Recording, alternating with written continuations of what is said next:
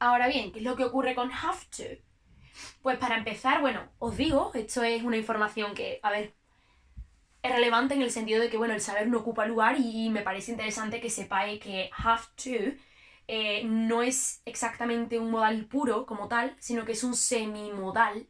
¿Por qué semimodal? Pues antes os he dicho que un modal, un modal verb, siempre es verbo modal y verbo en forma base. Y que el modal nunca cambia, no se le añade s, ing, nada de nada. Y el verbo que viene detrás tampoco cambia. Sin embargo, ahora llegamos aquí con have to y os digo que si es he, she, it, pues en vez de have diríamos has, ¿no? Como pasa con have got. Y claro, diríamos, bueno, pues no era que los modales no cambiaban.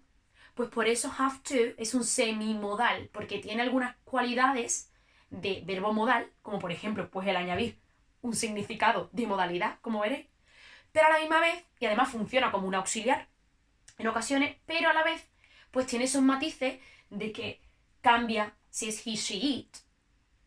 Y además, pues bueno, pues para negar o para preguntar utiliza un auxiliar, don't o doesn't. De ahí que se llame semimodal. Dicho esto, igualmente nos va a causar problemas porque la forma es siempre esta seguida de verbo en forma base. Igual, lo que viene detrás es lo mismo que antes os dije de los verbos modales. Base form, verbo tal cual.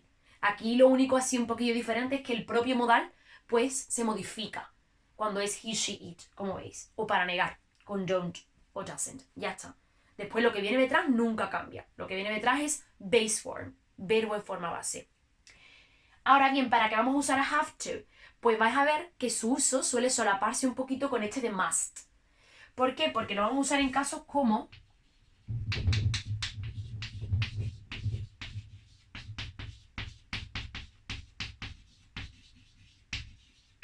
you have to study more. O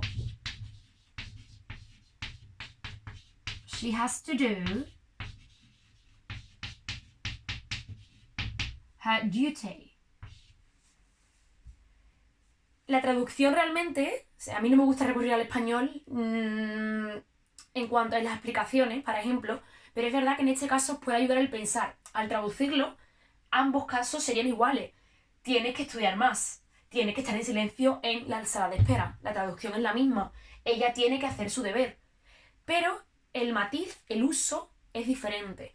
In this one, you use it for obligation or rules. But in this one, you use it for obligations or duties.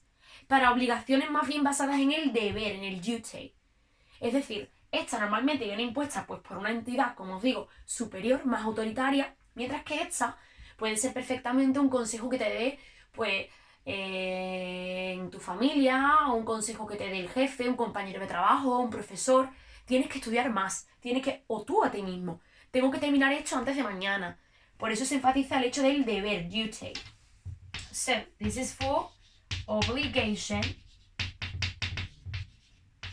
or duty.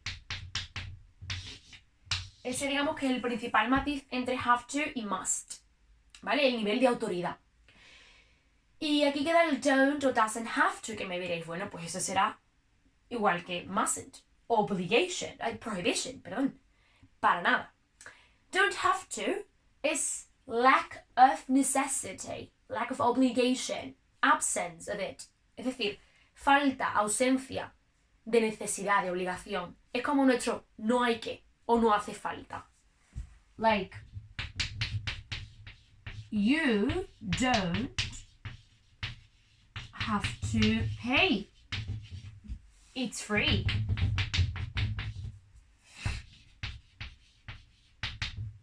You don't have to pay. It's free. No tienes que pagar. Es gratis. No hace falta que. No hay que pagar.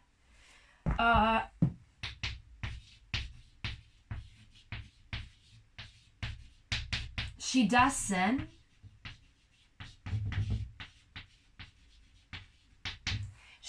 have to come. No tiene que venir si no quiere, no es necesario.